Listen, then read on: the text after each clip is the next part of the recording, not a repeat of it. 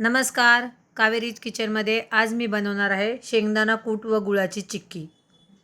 भरपूर असे प्रोटीन व आयरन असलेली ही शेंगदाणा गुळाची चिक्की आज मी बनवणार आहे। तर चला रेसिपीला सुरुवात करूया। चिक्की बनवण्यासाठी 1 बाउल गूळ, त्याच बाउलने मोजून 1 बाउल शेंगदाणे भाजून साल काढून घेतलेले आणि 1 चमचा भरून तूप। मिक्सरचं भांडं घेतलं, त्यातमध्ये शेंगदाणे टाकले आणि पल्स मोडवरती बारीक करून घेतले। दरदरा असा कूट करून घेतला शेंगदाण्याचा। कूट करून झालेला आहे, तर आता पाक बनवून घेते। त्यासाठी गॅसवर कढई ठेवली, 1 बाउल गूळ घातला, 1 चमचा तूप घातलं, 1 ते 2 चमचे पाणी घातलं। आता पाक बनवून घेऊयात। गूळ विरघळेपर्यंत आणि पाक बनेपर्यंत मी एका ट्रेला तूप लावून घेतलं आणि बेलनला सुद्धा तूप लावून घेतलं, ज्या बेलनने आपण चिक्की लाटणार आहोत। तोपर्यंत आपला गूळही विरघळलेला आहे। तर चला चेक करूयात पाक आलेला आहे की नाही।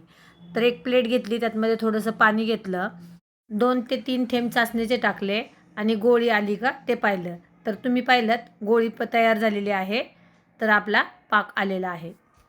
तयार झालेल्या पाकामध्ये शेंगदाण्याचा कूट घातला आणि मिश्रण छान एकत्र करून घेतलं। आता एकत्र केलेलं मिश्रण तूप लावलेल्या ट्रेवरती काढून घेते आणि बेलननी एकसारखं लाटून घेते। बेलनला तूप लावल्यामुळे ते चिक्कीला चिकटणार नाही आणि चिक्की अशी आपली एकसारख्या आकारात लाटून होईल। तर हे बघा, मी छान असं लाटून घेतलेलं आहे आणि 5 ते 10 मिनिटासाठी थंड होण्यासाठी ठेवून दिलं। तर आता चिक्की आपल्याला आवडेल त्या आकारामध्ये कट करून घेऊयात। मी चिक्की कट करून घेते। तर हे बघा, किती छान चिक्की तयार झालेली आहे। मी आता सर्व चिक्की कट करून घेते आणि एका बाउलमध्ये काढून घेते। तर अशा प्रकारे तयार झालेली आहे पौष्टिक अशी शेंगदाण्याचा कूट व गुळाची चिक्की।